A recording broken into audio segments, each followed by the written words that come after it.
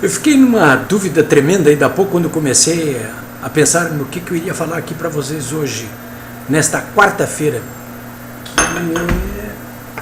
Quarta-feira, hein? Puxa, hoje é dia 22 de junho. 22 de junho, quarta-feira.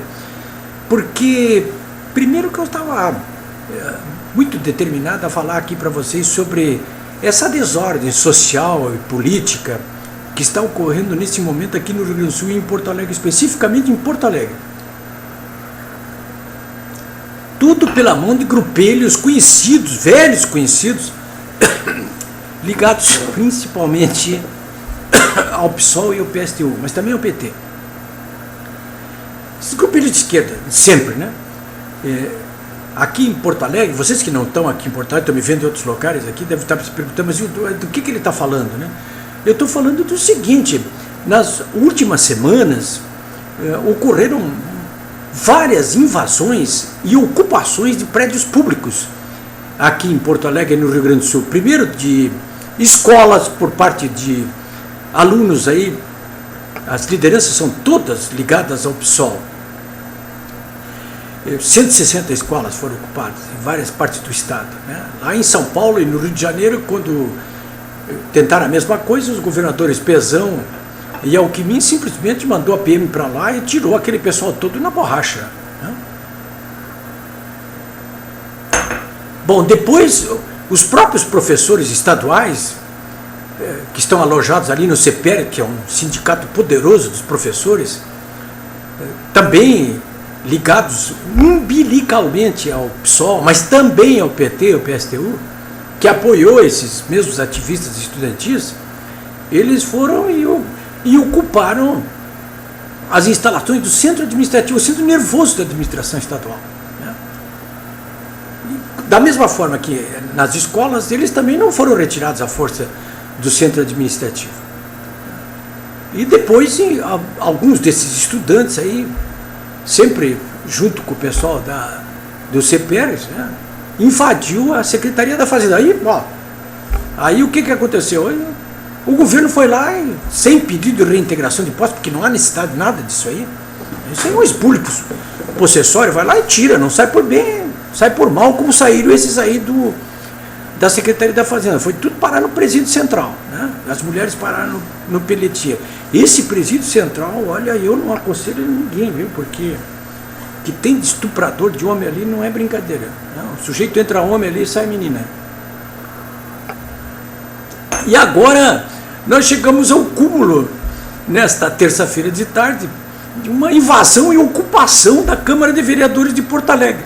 E o próprio presidente da Câmara, o vereador Cássio Trogildo, se arvorou em defensor dos invasores, de protetor dos invasores, e em vez de botar essa gente toda para fora, deixa conspurcar o legislativo dessa maneira, né? Ele pagou o mico. E o que aconteceu? A Câmara não pôde funcionar, plenário, por dentro.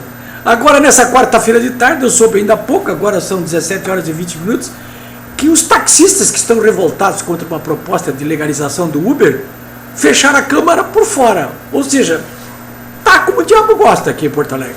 A Câmara de Vereadores cercada por fora e cercada por dentro, né? Isso é uma escalada. Esse ano tem eleições, inclusive, aqui em Porto Alegre. Esse pessoal está testando os nossos governantes, testando o governador Sartori, testando o prefeito Fortunati, testando o presidente da Câmara, presidente da Assembleia, que aliás eu até esqueci, mas foi invadir também a Assembleia Legislativa. Olha, quem tem autoridade e não sabe usar a autoridade que tem, não merece ter autoridade nenhuma. Isso aí há um cheiro ruim de desordem no ar, né? E tudo, é claro que são os provocadores de sempre dessa extrema esquerda, mas as autoridades não estão sabendo se impor, não estão cumprindo o seu dever de casa, né? Não estão cumprindo. Mas não era sobre isso que eu queria falar aqui com vocês hoje, porque realmente o que estava me interessando mais era conversar sobre a questão do Jair Bolsonaro, né? Eu já escrevi ontem, terça-feira, eu escrevi aqui, eu escrevi no meu blog, né? que o Supremo Tribunal Federal, ao tornar réu o deputado Jair Bolsonaro do alto da tribuna da Câmara dos Deputados, ter dito que a deputada Maria do Rosário, sua colega de Câmara, nem merecia ser estuprada de tão feia que era, e o Supremo Tribunal Federal abriu um processo contra o deputado Bolsonaro, né? E agora é réu. Bom, olha, o meu Facebook está assim, coalhado de manifestações a favor do Jair Bolsonaro, que está cotadíssimo para ser candidato a presidente da República.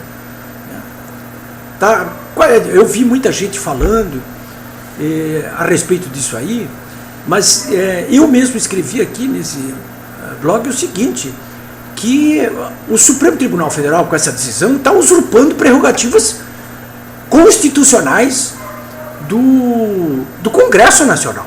Né? Todo mundo está careca de saber que o parlamentar, na sua atividade como parlamentar, mas principalmente da tribuna, tudo que ele fala ali, ele é absolutamente inviolável o que ele está falando ali. Então ele pode dizer o que quiser? Sim, ele pode dizer o que quiser do alto da tribuna, como parlamentar. E não tem punição se ele se passar? Como que não tem punição? Tem punição sim, ele pode inclusive perder o mandato. Mas cabe ao Supremo Tribunal Federal, portanto ao Judiciário, abrir um processo contra esse parlamentar, cassar o seu mandato, metê-lo na prisão? É evidente que não. A Constituição é muito clara quando atribui essa prerrogativa exclusivamente à casa a qual pertence o parlamentar. É só se queixar à Comissão de Ética e iniciar um processo ali por falta de decoro, e ali é que se resolve isso. É como está sendo resolvido aqui em Porto Alegre, por exemplo, na Assembleia Legislativa, o caso do deputado Mário Jardel. O Ministério Público até começou a investigar o deputado Mário Jardel, mas não iniciou processo judicial nenhum contra ele, porque não podia, porque isso é atribuição da Assembleia. E é na Assembleia que ele está sendo cassado. É na Câmara que está sendo cassado o deputado Eduardo Cunha, por falta de decoro, na Comissão de Ética, depois pela Comissão de Constituição e Justiça e agora pelo plenário. Não cabe ao Supremo Tribunal Federal essa prerrogativa. Foi uma usurpação de poderes. Como já aconteceu, aliás, antes eu denunciei aqui, com o próprio senador Delcídio Amaral também. O Supremo usurpou das suas funções ao mandar prender o senador Delcídio Amaral. Não podia ter feito aquilo, usurpou as suas funções. Nós todos sabemos que a própria polícia ou qualquer cidadão, e depois o judiciário, pode prender um parlamentar quando ele não estiver no uso das suas prerrogativas de parlamentar e estiver cometendo um crime inafiançável, em flagrante. Vários casos já ocorreram desses no Brasil. E só e exclusivamente nesses casos é que pode acontecer algo semelhante. Não foi o que aconteceu com o Delcídio Amaral e não é o que está acontecendo com o deputado Jair Bolsonaro. Se a Câmara dos Deputados e o Senado Federal não colocar um fim a essas tentativas de usurpação das prerrogativas dos parlamentares por parte do Judiciário, sobretudo do Supremo Tribunal Federal, o que nós vamos acabar tendo aqui no Brasil é a ditadura do Judiciário. O próprio Rui Barbosa já se cansou de falar o seguinte: a pior das ditaduras é a ditadura do Judiciário. Mas o pior de tudo é que essas ações da maioria dos ministros do Supremo Tribunal Federal estão ocorrendo em cima de parlamentares que estão em conflito com o PT. Os parlamentares do PT e os seus aliados da esquerda, esses nada sofrem por parte do Supremo Tribunal Federal. Até pelo contrário, porque a deputada Jandira Fegali, quando acusou o senador Aécio Neves, indiretamente, né? Mas acusou claramente de ser até um traficante de cocaína, o que aconteceu no Supremo? O ministro Celso Mello não acolheu a ação intentada pelo Aécio Neves sobre justamente o argumento de que o Supremo não tem essa prerrogativa e que esse assunto deveria ser decidido no âmbito do Senado Federal. Quer dizer, 2 pesos e 2 medidas, né? Não, 1 peso e 2 medidas. É isso aí, senhores, eu volto.